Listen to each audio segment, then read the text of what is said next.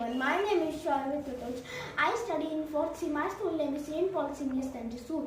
Today I will tell you how to make a delicious burger. Let's start. We take 2 buns and divide into 2 pieces. We put sauce on the bun.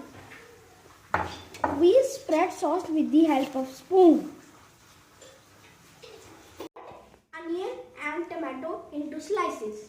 We place onion on the bun like this and sprinkle some salt. On it. Some mayonnaise on it like this.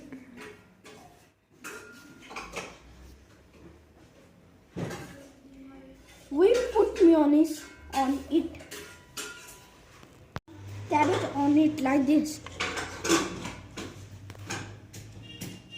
We put some green chutney on it. We put green chutney on it. Some oregano on bun like this. Some next part of bun on it. Microwave and put microwave tray in microwave.